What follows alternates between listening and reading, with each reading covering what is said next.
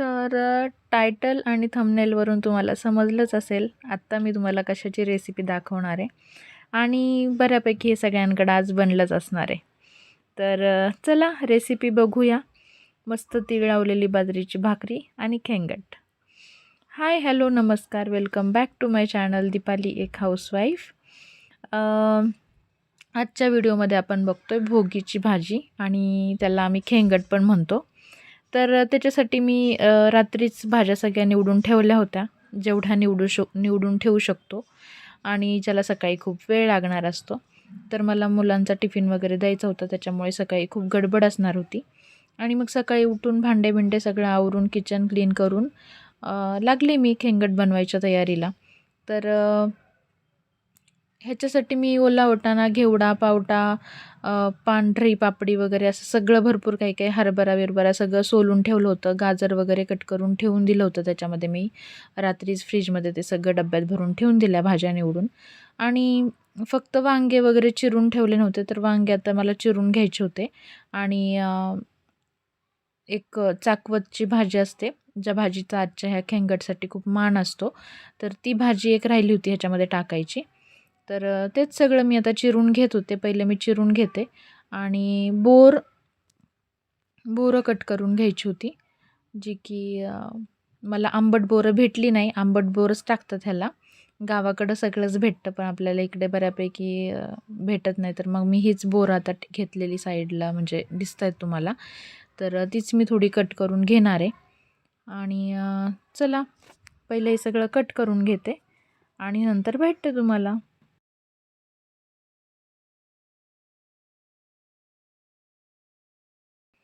पाहू शकताय वांगे कट करून झालेले आहेत आणि बोरं मी अशी कट करून टाकली त्याच्यामध्ये.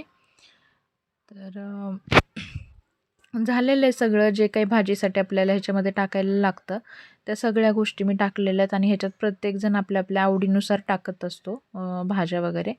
तर तेच मी केलं आहे, जसं आम्ही पहिल्यापासून करतो भाजी त्याच पद्धतीने मी आता बनवायचा प्रयत्न करते आहे. तुम्हाला कशी वाटते कमेंट करून सांगा आणि तुम्ही पण अशीच बनवता का हे पण सांगा. तर पाहू शकता मस्त सगळ्या भाज्या मिक्स करून घेतल्यात आणि भरपूर असं पाणी घेऊन मस्त मोठ्या टोपमध्ये मी आता ते धुवून घेते आहे आणि कुकरला लावून घेणार आहे. तर पातेल्यामध्ये पण शिजवतात काही काही जण, जास्त शिजायला नको म्हणून. पण आपल्या अंदाजाने व्यवस्थित जर शिट्ट्या केल्या तर एवढं काही ते जास्त शिजल्या जात नाही. तर मला सकाळी गडबड होती, त्याच्यामुळे मी त्याला पटकन कुकरलाच लावून घेतलं आणि विचार केला दुसऱ्या साईडला आपलं पटकन वाटण वगैरे सगळं तयार होऊन जाईल आणि भाजी झटपट रेडी होईल. तर त्या विचाराने मी पटकन आता हे कुकरलाच लावून घेते आहे. तर चलो छान असं धुवून घेऊन आता मी हे कुकरमध्ये टाकून घेते आणि नंतर भेटते.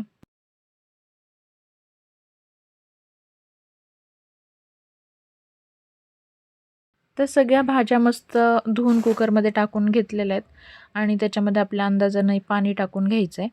आणि नंतर अख्खे शेंगदाणे कच्चेच भाजलेले नाही ते त्याच्यामध्ये टाकून घ्यायचे. ज्या आपण भाज्या आता मिक्स करून घेतल्या ना कुकरला लावायला, त्याच्यामध्येच ते टाकून घ्यायचं. आणि कुकर लावून आपल्या अंदाजे तुमच्या कुकरला किती वेळात कुठली भाजी शिजते त्या अंदाजाने शिट्ट्या काढून घ्या.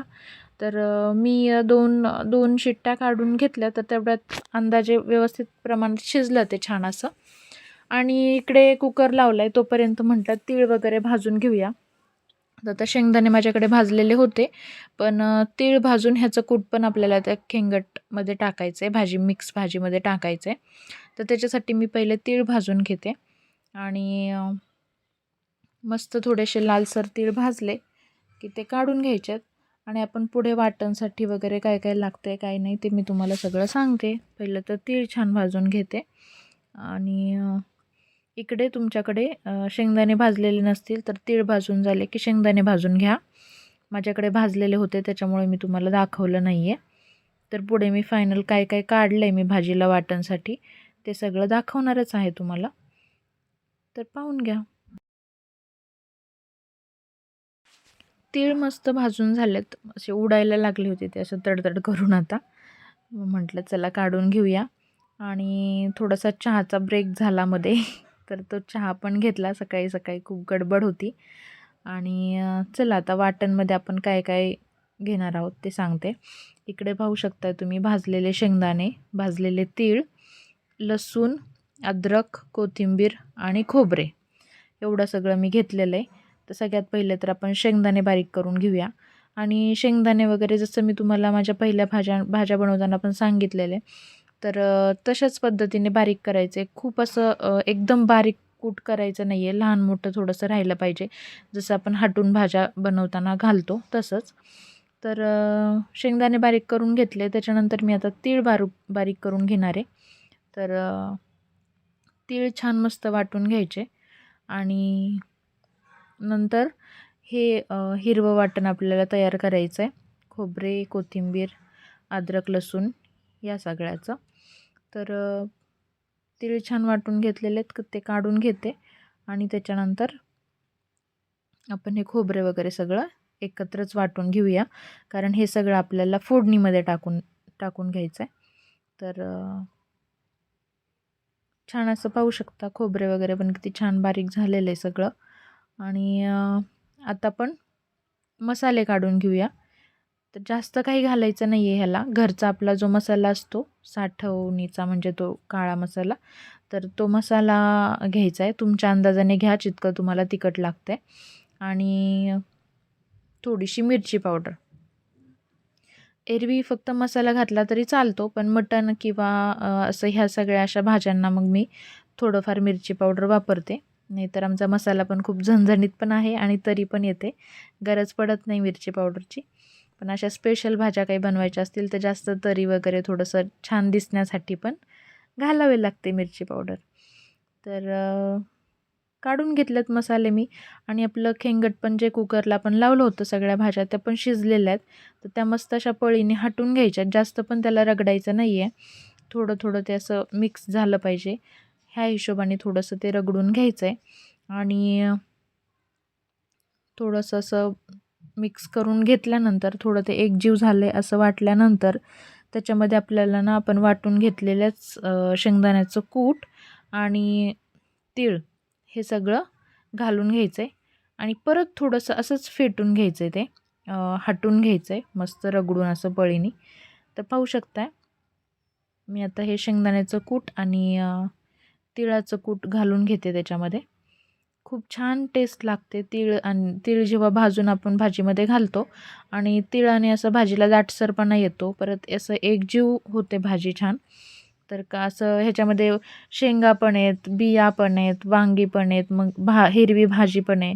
तर त्यांनी असं सगळं वेगळं वेगळं व्हायला नको, म्हणून एकजीव राहण्यासाठी पण तिळाचा कुटाचा वापर केला जाऊ शकतो. म्हणजे एरवी लग्नातली बटाट्याची वांग्याची भाजी असते बघा, त्याच्यासाठी पण तिळाचा वापर करतात. खूप छान भाजी होते ती पण.